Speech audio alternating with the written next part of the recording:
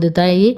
పరమశివుడికి ప్రీతికరమైనటువంటి రుద్రాక్షలు, ఆయన కళ్ళ నుంచి వెలువడిన అశ్రువులే రుద్రాక్షలు.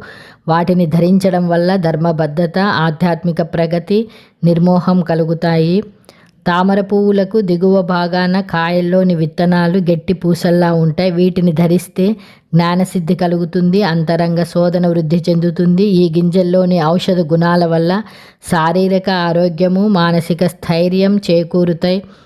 నల్లచేవ మాను కర్రతో తయారయ్యే కరంగలి మాలలు సుబ్రహ్మణ్య స్వామికి ప్రియమైనవని చెబుతారు. ఈ స్వామి అనుగ్రహం కోసము కరంగలి మాలలు ధరిస్తారు. ముదిరిన తులసి మొక్కలతో రూపొందే తులసి పూసల మాలలను విష్ణు భక్తులు మెడలో ధరించడానికి, జపం చేయడానికి వినియోగిస్తారు. అయితే అయ్యప్ప దీక్షాధారులు రుద్రాక్ష, తులసి మాలలను ధరిస్తారు. దీక్షను మాలధారణ అంటారు. అంటే కఠినమైన వ్రతాచరణ నియమాలతో